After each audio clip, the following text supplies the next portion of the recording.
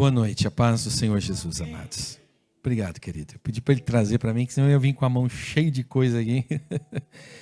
Alegria estar contigo, pastor José Carlos, mais uma vez. Sempre uma alegria estar com vocês aqui. Sou grato a Deus pela vida desta igreja. Aprendi a amar vocês, essa meninada aí. Eu acompanho alguns de vocês nas redes sociais. De vez em quando vejo as loucuras que vocês fazem. Eu falo assim, Jesus agora. Preciso de uns jovens desses lá na minha igreja lá. Não reclama não que eu levo embora. Faz favor, querido. Eu tenho na pessoa do Tony, da Ana, esse pessoal lindo, maravilhoso, que a gente já caminha há tanto tempo juntos, né? A gente tem algo de Deus, uma comunhão pelo Espírito de Deus que nos une, e pela bondade e misericórdia do Senhor, estou mais uma vez aqui. E eu me sinto feliz em estar aqui.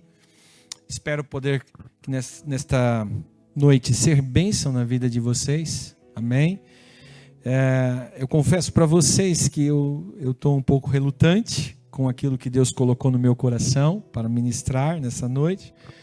Mas como uma das coisas que esses tempos Deus tratou ao meu coração, foi justamente, eu vendo aqui a homenagem, né? Eu esqueci o nome do teu filho, do meu irmão querido ali, Cláudio, Ruva, Rafael. Eu ia chamando aqui de nome Rafael. E a Anne, que também tantas vezes me atendeu na ótica com tanta simpatia, com tanto carinho. Feliz de te ver, feliz de ver o filho de vocês aqui, um meninão lindo, né? Que eu fico feliz de ver a família crescendo. Fico muito feliz.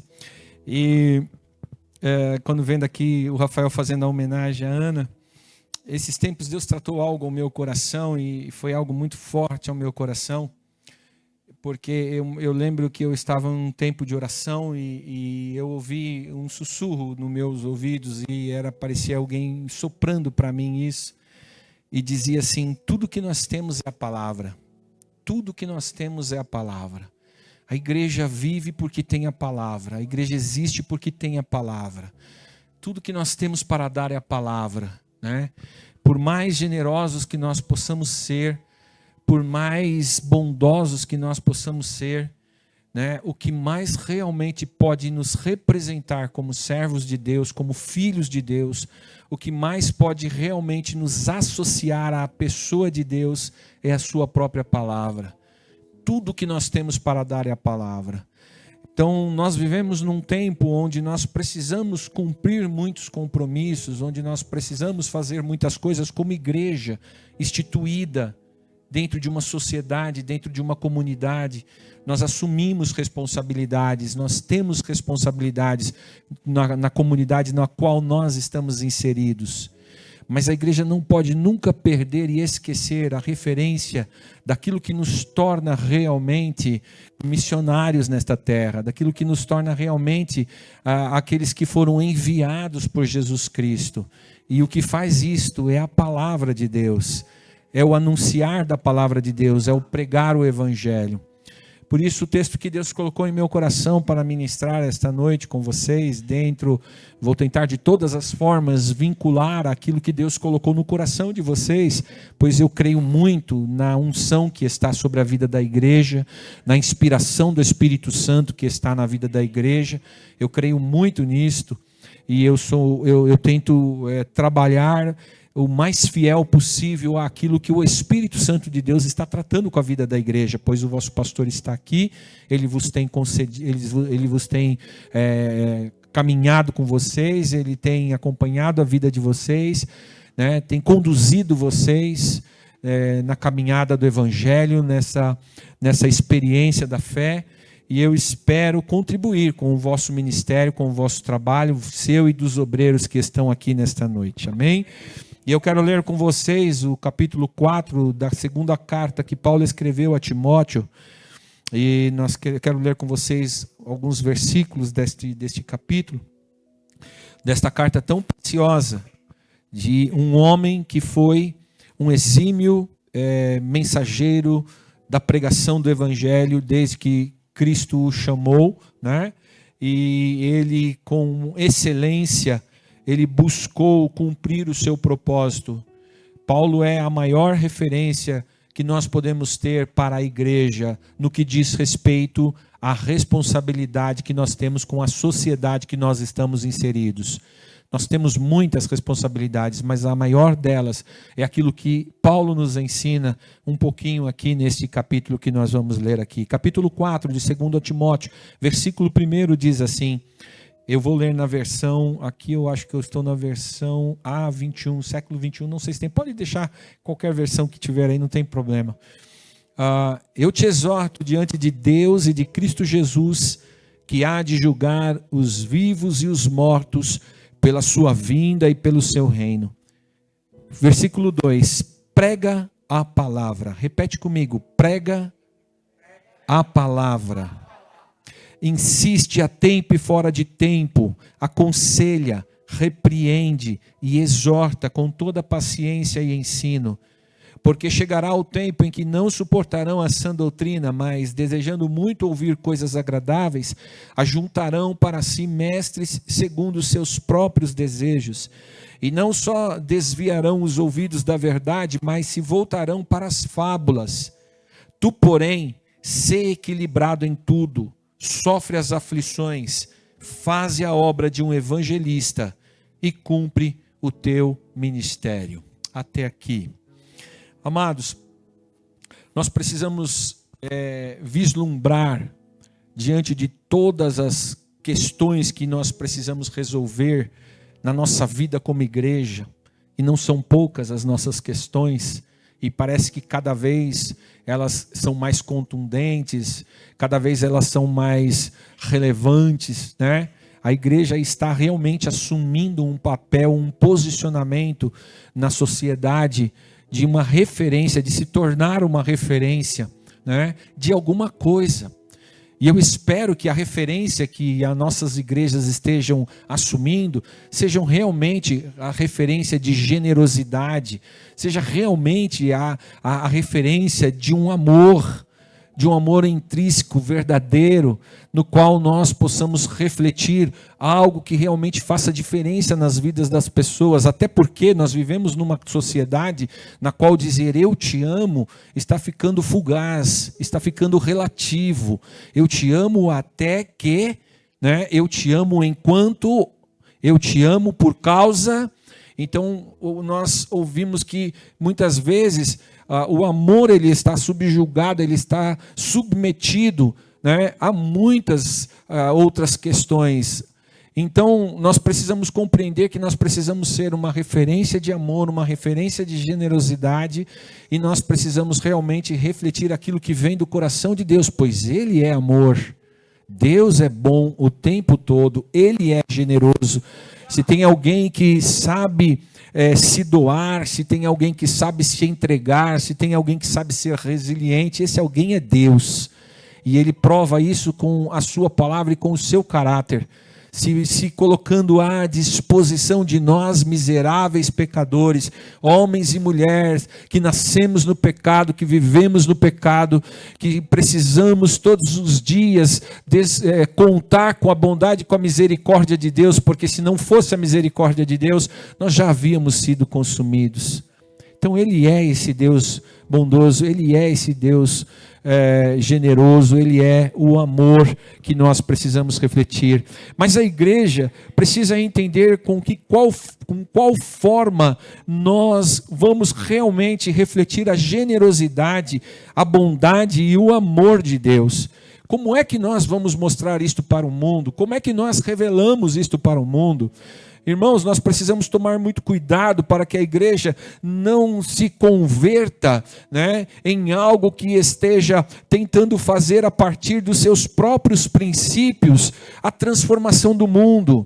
Isto dá muito errado, porque isto acaba em heresias, isto acaba em igrejas desvirtuadas, desconceituadas da palavra de Deus.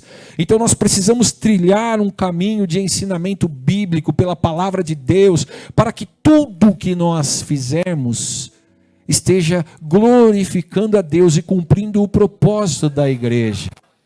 A palavra de Deus nos diz, quer comam, quer bebam, quer façais qualquer coisa, façam tudo para a glória do nome do Senhor. Então, o primeiro ponto, nós precisamos sondar os nossos corações para que nós possamos compreender o porquê estamos fazendo o que fazemos. O porquê nós estamos estabelecidos neste lugar, com qual propósito? E é notório, irmãos, que muitas vezes nós perdemos a referência. E isso eu não estou falando vocês, eu estou falando todos nós.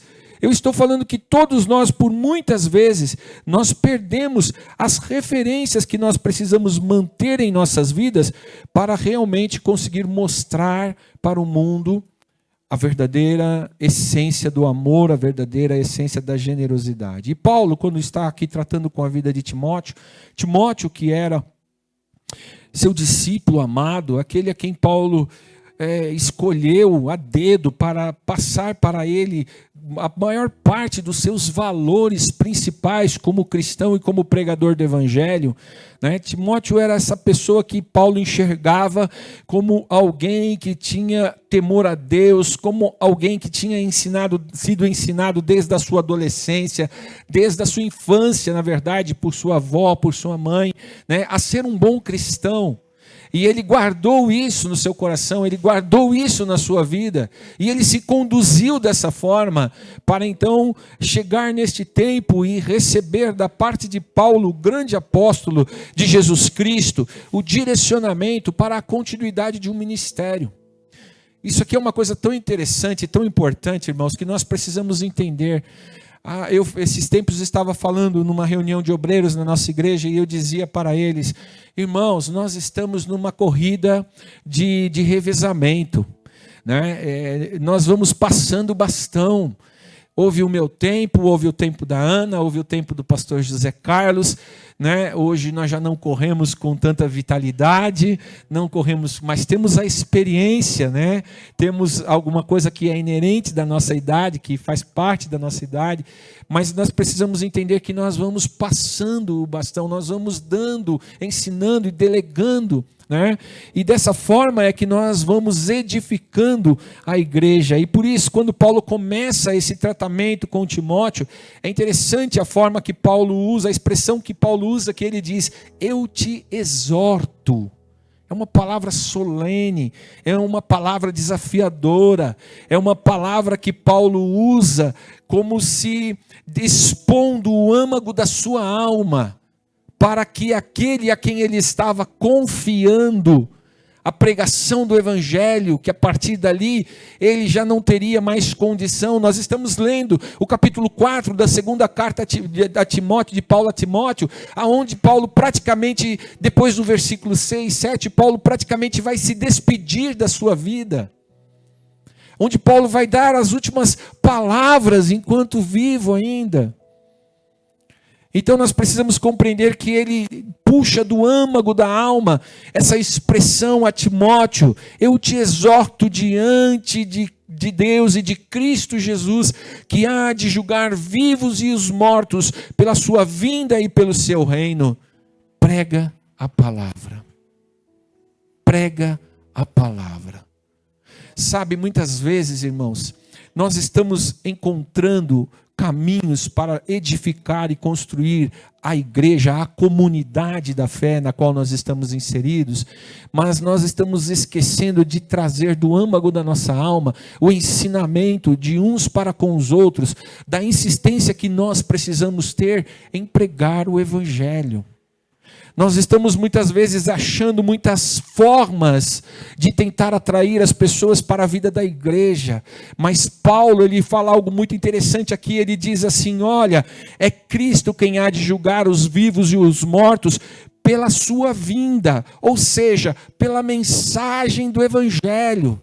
O que importa para a igreja, irmãos, o que importa para a igreja não é encher os seus templos. O que importa para a igreja é ter cada um dos membros que Deus lhes confiar a esta comunidade comprometidos com a pregação do evangelho, conhecedores da palavra de Cristo, vivenciadores do grande amor de Deus através do Espírito Santo manifesto na comunidade. A gente vai lembrar das cartas do Apocalipse, e a gente vai lembrar o como Deus manda mensagem às mais diversas características de igreja. Igrejas grandes, igrejas pequenas, igrejas ricas, igrejas pobres.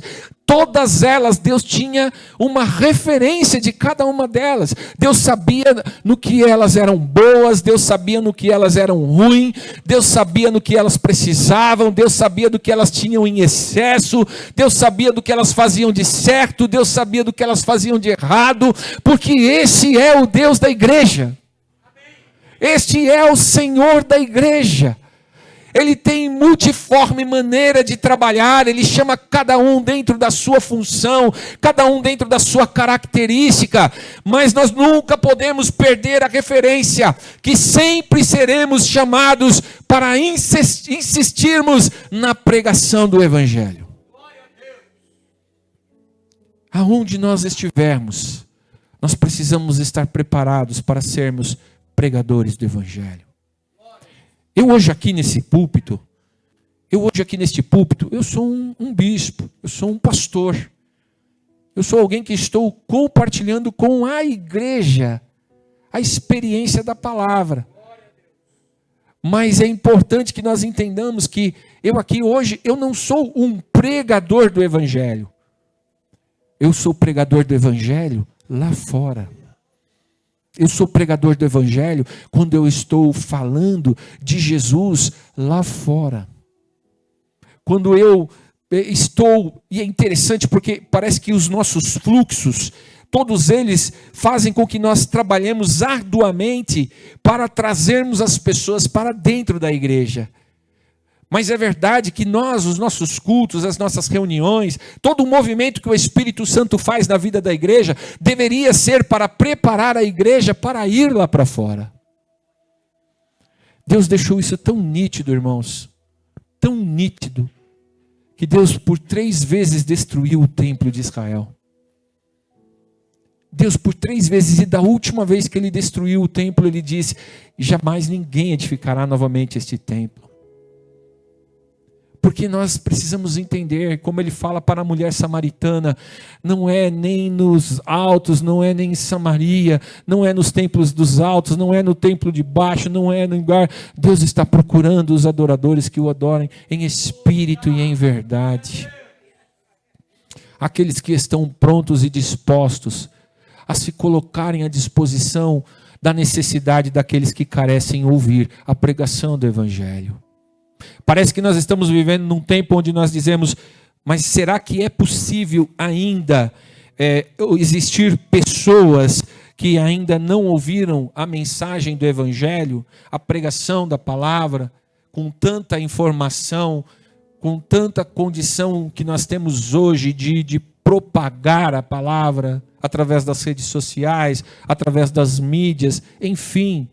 Mas a verdade é, irmãos, que existe uma grande diferença em se ouvir a mensagem e alguém pregar a mensagem para eles.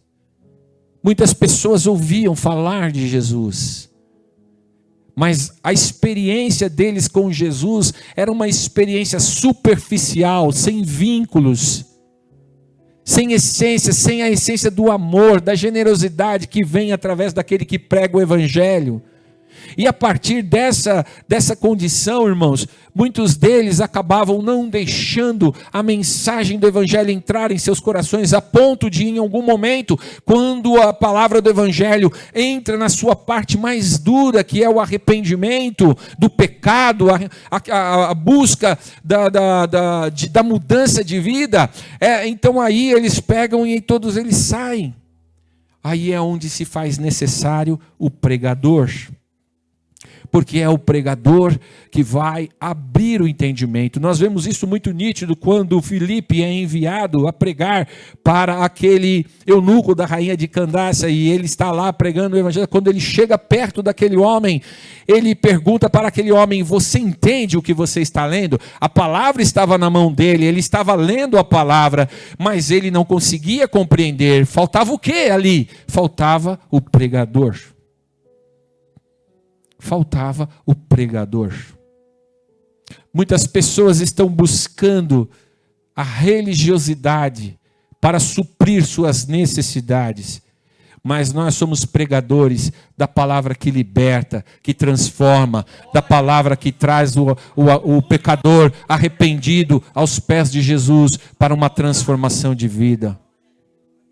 Por isso Paulo diz, prega a palavra, insiste a tempo e fora de tempo. Essa expressão ela é tão interessante, porque ela nos coloca numa condição de estarmos de prontidão. Nós precisamos aproveitar toda e qualquer ocasião que se ofereça para que nós possamos consolar, encorajar, exortar as pessoas a partir da palavra, porque a palavra, essa palavra que é fiel, que é verdadeira, Paulo vai nos dizer no próprio livro de 2 Timóteo, se eu não me engano no capítulo 2 ou no capítulo 3, ele vai dizer, toda palavra é inspirada para exortar, para redarguir, para ensinar, e a palavra é como uma espada de 2 gumes que vai até a divisão da alma e discerne todas as coisas. Então nós precisamos estar atentos a tempo e fora de tempo, precisamos estar de prontidão. E a questão da prontidão, ela fala a respeito de nós buscarmos para estarmos prontos. Irmãos, nós transformamos muitas vezes um momento como esse que nós estamos vivendo aqui agora de noite em algo supérfluo, em algo que não tem importância. Esses dias estava ouvindo um pastor já de idade, né? E ele, pregando na sua mensagem, ele falou como ele agradecia a Deus pela sua mãe ter insistido com ele em participar das escolas bíblicas dominicais nos domingos pela manhã. Porque ali ele entendeu e ele compreendeu as escrituras sagradas, e ali despertou nele o interesse por estar buscando conhecer cada vez mais Deus através da sua palavra. E essa autoridade que lhe foi dada é que lhe deixou pronto para que ele pudesse, na hora certa, a tempo e fora de tempo, estar pronto para ser aquele que está pronto para dar a qualquer um que lhe perguntar a respeito, a razão da sua esperança.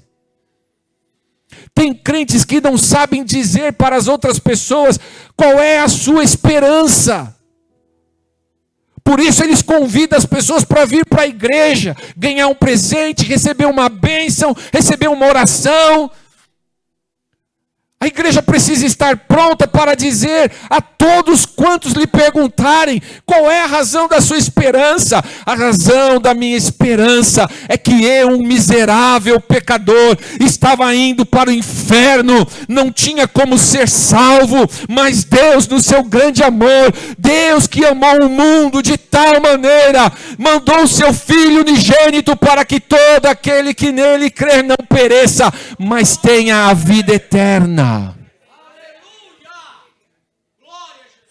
Aqui eu faço um link com o tema. Não há generosidade maior que a igreja pode dar ao mundo do que pregar a palavra com autoridade. Se você quer ver algo bom na vida das pessoas, se você quer dar algo bom para as pessoas, esteja pronto para pregar o evangelho a tempo e fora de tempo. Use a sua igreja, insista com o seu pastor, para que não cesse o ensino da palavra neste lugar, para que nós possamos ter bons momentos de louvor, possamos ter bons momentos de festividades, possamos nos alegrar, mas a igreja não pode perder o seu rumo, não pode perder o seu norte, e o seu norte é ser fiel à palavra, o seu norte é ser cheio do Espírito Santo, para que com a palavra nos nossos lábios, nós possamos dar ao mundo o que ele realmente necessita, mais do que alimento, mais do que vestes, mais do que saúde, nós damos a eles a salvação para a vida eterna em Cristo Jesus.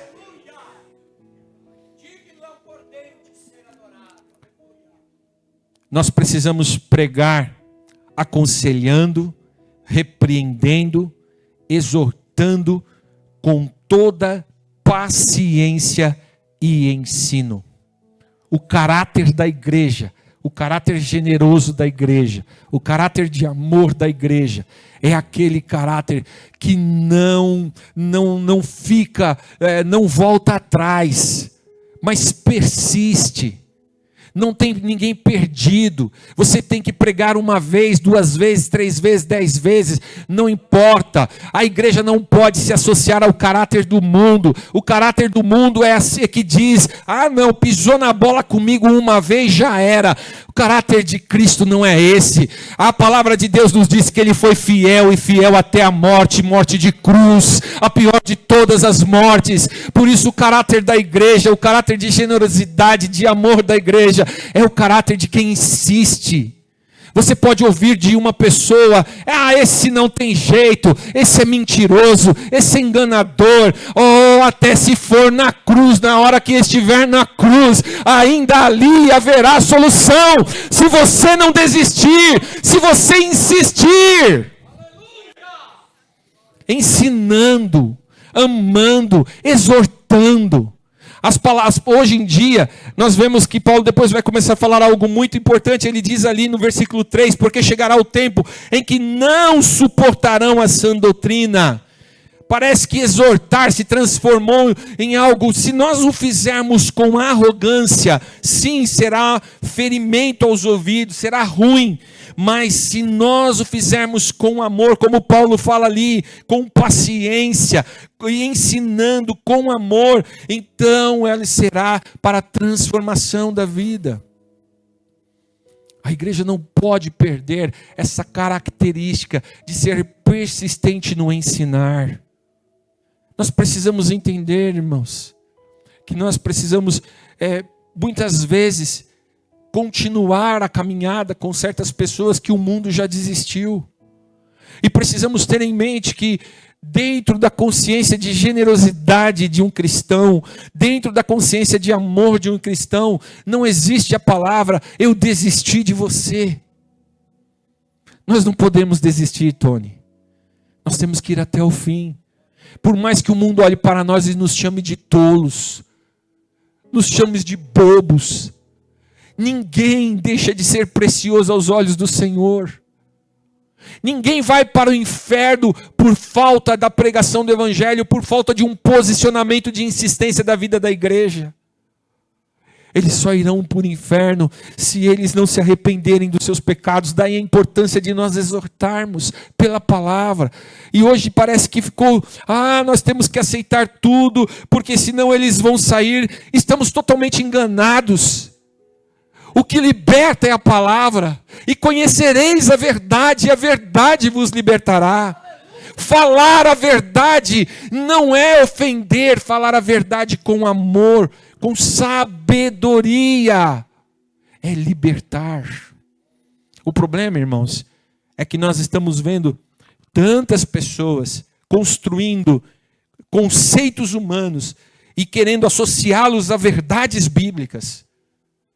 Tomamos cuidado, devemos tomar cuidado, e Paulo diz isso. O povo hoje está desejando muito ouvir coisas agradáveis. Juntarão para si mestres segundo os seus próprios desejos. E Satanás é sagaz. Satanás ele é astuto. Ele anda em derredor, ouvindo a necessidade, a carência das pessoas. Ele ouve as ansiedades das pessoas e ele vai de encontro àquela necessidade humana, carnal, física, mental, espiritual, da alma. Ele vai e tenta proporcionar alívios, enquanto o alívio vem em se libertar do pecado, em se libertar da prática de pecado.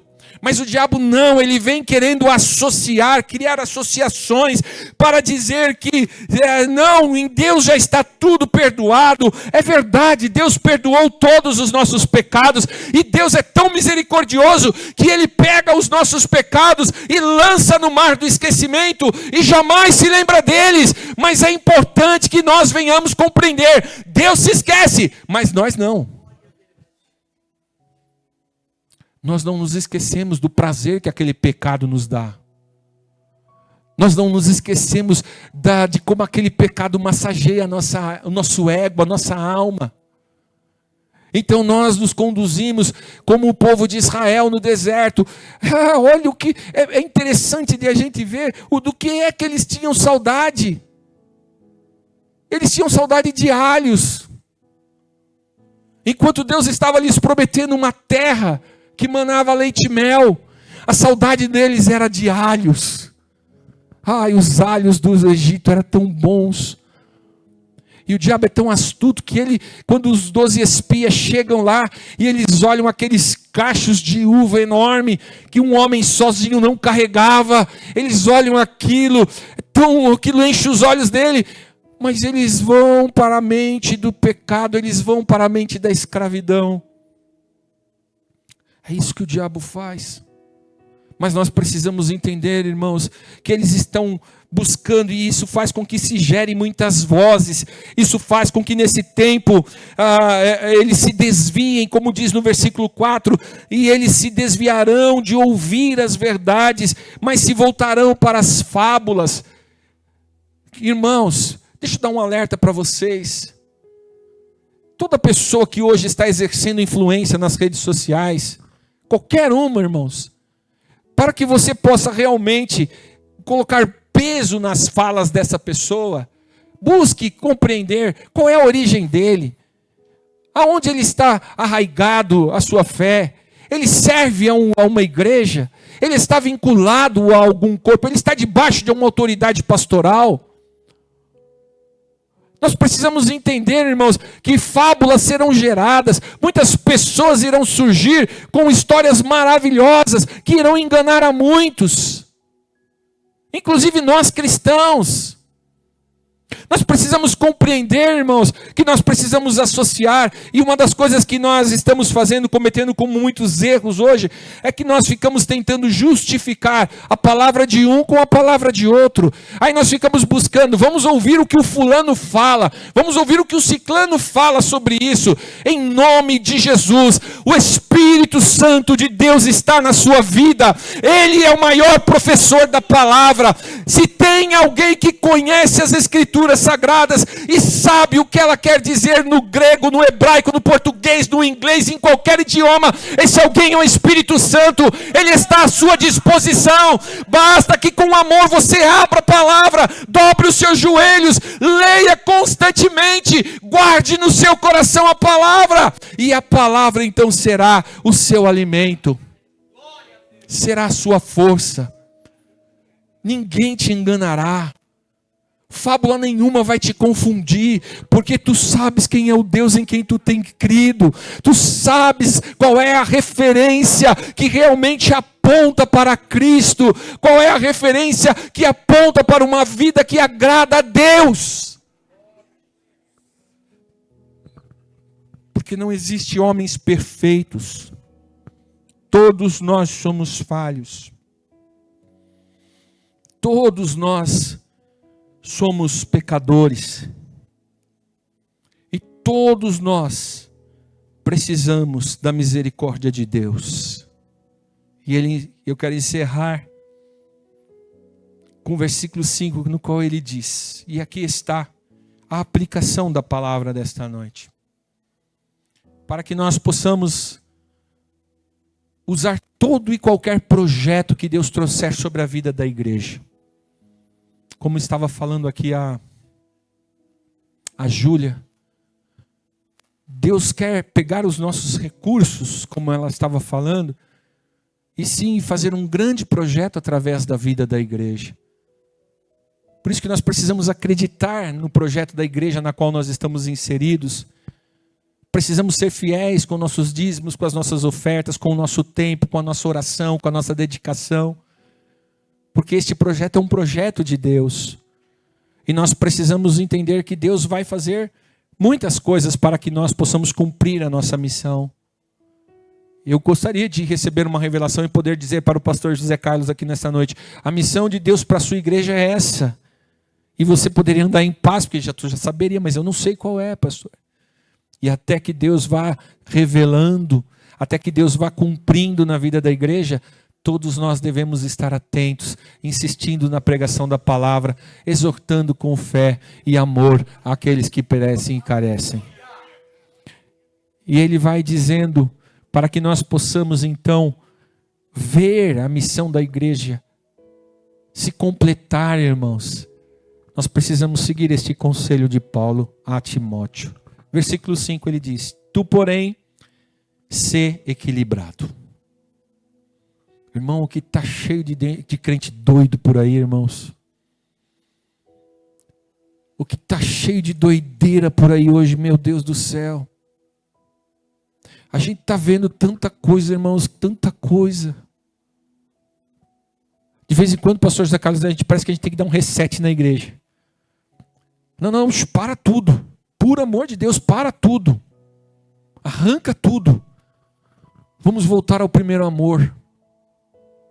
Vamos voltar à vida de oração. Vamos voltar à vida de comunhão. Vamos voltar à vida do povo, daquele que se reunia simplesmente para que o escriba pegasse o livro da lei e lesse. Eles vinham de longe, as tribos vinham de todos os lugares, se juntavam, e quando chegavam tudo ali juntos, eles partilhavam do pão, eles partilhavam da comunhão, e depois de festejar, depois de celebrar a comunhão das famílias, do povo que estava reunido, o escriba vinha, o sacerdote vinha, pegava o livro da lei, e ele começava a ler o livro. Oh, aleluia. A gente vai olhar no livro de Esdras, de Neemias, quando Deus chama estes homens para começar a restauração do templo, e depois que passa a primeira parte da reconstrução, eles fazem uma pausa para buscarem o livro da lei e lerem o livro da lei. E o que acontece ali? Quando ele começa a ler o livro da lei, todo o povo começa a chorar, todo o povo começa a se quebrantar, porque a palavra estava sendo lida. Há poder na palavra de Deus. Nós não precisamos de mais nada a não ser da palavra de Deus, irmãos. Deus cura quem Ele quer curar. Deus liberta como Ele quer libertar. Deus faz tudo conforme o seu propósito. Nós só precisamos estar expostos à sua palavra e confiantes de que Ele fará. Ser equilibrado. Ser equilibrado. Não seja levado pelos ventos. Irmãos, não há uma nova revelação. Não haverá uma nova revelação. A única revelação nova que acontecerá é quando Jesus surgir nas nuvens. Oh, aleluia! Então ali todo joelho se dobrará e toda língua confessará que Ele é o Senhor. Essa é a única nova revelação que nós devemos esperar. No demais, tudo que está para ser que tinha que ser revelado, o Deus já revelou na sua palavra para nós. Ser equilibrado. Não comece a olhar para o norte, ou para o sul, ou para todos os outros lados. Foque-se, Deus tem te chamado para servir aqui neste lugar. Sirva com honra, sirva com excelência. Você pode não ser um pregador, você pode não ser um bom cantor, você pode se achar destalentado, se é que existe esta palavra, né? Você pode achar um desdondado. Não tenho dom nenhum, eu sou um desdondado. Ninguém é desdondado, ninguém é destalentado. Cada um de nós fomos chamados porque temos a essência de Deus, temos uma porção de Deus. Paulo com sabedoria e o próprio Cristo com sabedoria vai dizer que nós somos um corpo, somos muitos membros, tem pé, tem cabeça, tem orelha, tem nariz, e inclusive até os membros mais desonrosos que nós achamos desonrosos no corpo, ele é necessário, ele é importante e ele tem a sua função no corpo. Ser equilibrado. Não questione o propósito de Deus com a sua vida, mas antes em tudo sofre as aflições. Hoje nós vemos uma igreja melindrosa, uma igreja que não gosta, não quer gastar mais nenhum tempo, além daquele que dedicou a vida da igreja. Não, meu dia de ir para a igreja é domingo e é terça-feira quando dá. Porque eu preciso estudar, porque eu preciso cuidar da família, porque eu preciso passear, porque eu preciso ganhar dinheiro. Em nome de Jesus, sofre as aflições. Sofre as aflições. Paga o preço. Você não vai ver o teu ministério florescer se você não resolver pagar o preço. Nós vemos hoje uma igreja que não quer nem sequer pagar o preço da oração. Como eu sofro, irmãos, quando eu faço uma reunião de oração na igreja, e dá 5 minutos que a igreja está ajoelhada, ninguém mais consegue ficar ajoelhado, e levanta e vai beber água, e levanta e vai no banheiro, principalmente os obreiros. Não sei se você tem esse mal aqui, mas os diáconos, parece que eles têm um espírito de porta. Em nome de Jesus, eles levantam, eles vão tudo para a porta. E eu fico perguntando, o que vocês estão fazendo na porta? Nós somos diáconos. Não, vocês são diáconos, vocês não são porteiro. Diácono tem que servir a igreja, tem que estar dentro da igreja, tem que estar acompanhando a vida da igreja. Mas como a gente vê uma igreja, irmãos, melindrosa, ninguém quer mais pagar o preço de nada, ninguém quer mais sofrer aflição. Ai do pastor se chegar num culto e mudar a estratégia do ministério de louvor. Jesus da glória, pastor, ó, degolado. Irmãos, sofre aflição. Entenda, irmãos, nós estamos num ambiente aqui onde nós temos, todos que estamos aqui somos diferentes, pensamos diferentes, nós enxergamos a vida por lentes diferentes. Nem os que estão aqui que são casados, marido e mulher, nem dentro do casamento nós somos homogêneos. Até dentro do casamento nós somos divergentes. Nós precisamos compreender, irmãos, que a vida nos gera aflições. Jesus disse isso: no mundo vocês terão aflições. Mas nós precisamos ser equilibrados, sofrer as aflições. E aí ele fala, se você está dentro dessa instrução, buscando ser equilibrado, sobriedade, entendendo que você está num lugar onde Deus tem te chamado para fazer uma obra, se você está disposto a pagar esse preço, sofrer estas aflições, então você precisa fazer a obra de um evangelista. Ele fala, faze a obra de um evangelista e cumpre o teu ministério. Olha que coisa tremenda. Ministério de louvor, levitas, Deus deu um dom para vocês, Deus deu um talento para vocês. Mas deixa eu falar uma coisa para vocês, este é só uma parcela muito pequena do seu ministério. Pastores, vocês têm o dom da palavra, foi lhe dado o cajado para a condução da igreja, mas essa é só uma parte do seu ministério.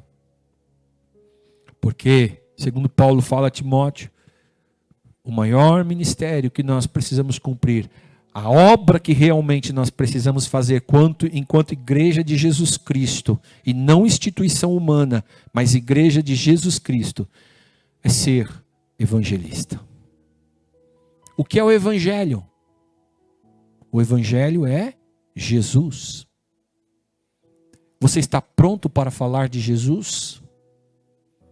Você conhece Jesus? O que você falaria de Jesus para alguém hoje? Se alguém hoje te parasse na rua e perguntasse, começasse a abrir o coração, o que você falaria de Jesus para esta pessoa? O que a sua alma, a sua mente e o seu coração tem para falar a respeito de Jesus para alguém? Essa é a tua obra. Essa é a tua obra. Esse é o teu ministério. Estar sempre pronto para que quando você for desafiado, para que quando você for solicitado, você tenha algo para falar de Jesus. Que você possa olhar para toda e qualquer pessoa e possa dizer: você precisa de Jesus. E aí você vai dizer: e deixa eu te falar a respeito de Jesus. Jesus é aquele que morreu na cruz do Calvário. Ele era o Filho de Deus. E ele veio e habitou no meio de nós. Ele se fez homem como nós. E como homem pagou o preço de não pecar. E entregou a sua vida na cruz do Calvário. Para que nós, que somos miseráveis pecadores, pudéssemos ter os nossos pecados redimidos. Sabe quando nós falamos assim, irmãos? Parece que dói no ouvido das pessoas e às vezes dói até no ouvido de crentes. Ser chamado de pecadores. Eu sou santo. Eu sou 2,5 vezes santo, para não ser 3, né? Para não ficar maior que Deus. Então, irmãos, nós precisamos entender uma coisa. Eu quero ler um texto para encerrar. Em Atos capítulo 17.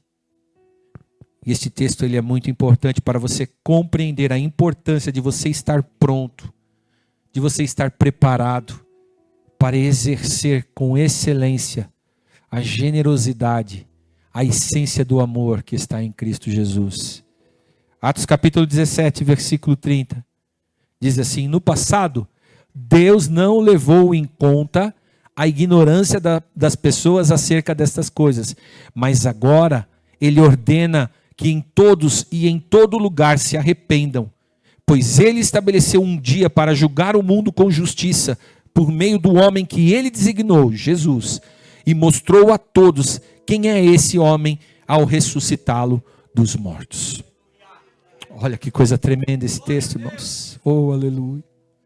Nós não somos mais ignorantes. Todos aqui são batizados? Tem alguém aqui não batizado? Todos são batizados. Vocês não são mais ignorantes a respeito de quem é Jesus.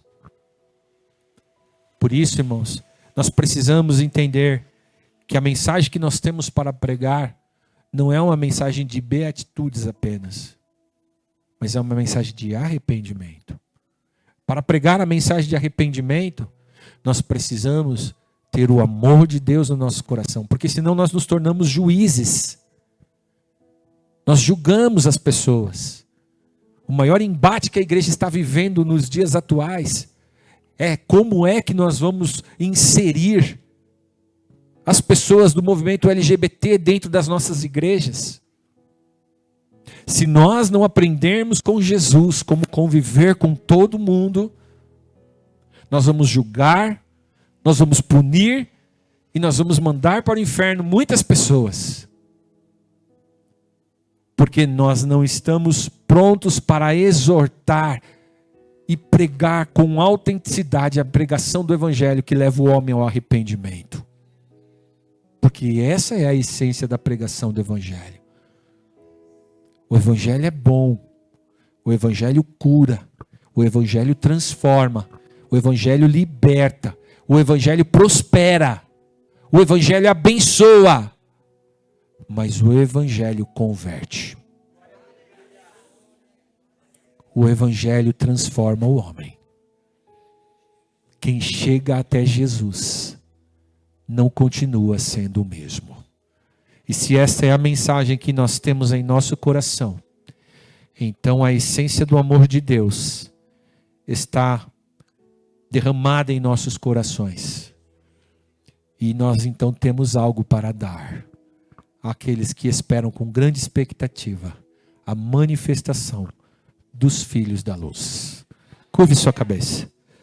Graças nós te damos, Senhor, por tua palavra, pois ela é fiel e verdadeira.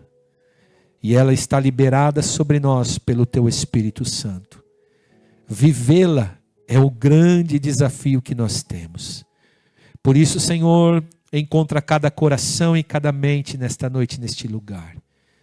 Para que nós possamos ser tratados por esta palavra, admoestados por ela, exortados por ela, mas também sejamos fortalecidos por ela, transformados por ela, vivificados por ela. Pai, não adianta ouvir e não praticar, para que não sejamos tolos, que construímos, que estejamos construindo e edificando a nossa vida espiritual como uma casa edificada na areia. Mas que nesta noite, Senhor, esta palavra, por menor que seja, Senhor, possa ser guardada e gravada no coração da tua igreja, para ser praticada, conforme aquilo que o teu Espírito Santo está tratando no coração e na mente de cada um. Em nome de Jesus eu quero repreender todo o espírito de medo, daqueles que ouvem a palavra e não conseguem praticar. Daqueles que ouvem o Espírito Santo de Deus dar uma direção, mas estão todas as vezes como aquele jovem rico, que quando foi desafiado por ti, Jesus, a vender tudo que tinha e entregar para os pobres, tu não tinha interesse nenhum, em nenhum centavo daquele jovem rico. Tu apenas queria libertá-lo da escravidão do dinheiro. Mas ele não teve coragem, então ele se afastou, entristecido, e não se ouviu mais falar a respeito dele. Mas eu quero te pedir que nesta noite, que nós possamos estar aqui, neste lugar, como terra, como solo fértil, como um solo bom, como uma terra boa, que está recebendo uma semente, e que ela venha frutificar, Senhor, a 10, a 100, a 1000 e a 10.000, para que, Senhor, esta igreja possa, Senhor, cumprir o teu chamado, cumprir a tua obra, e assim como Paulo, Senhor, meu Deus, na sua despedida a Timóteo, eles também possam, Senhor, meu Deus, dizer: terminamos a nossa carreira, guardamos a nossa fé, combatemos os nossos combates, e o nome do Senhor seja glorificado na vida desta igreja, em Cristo Jesus. Amém e graças a Deus. O Senhor seja glorificado.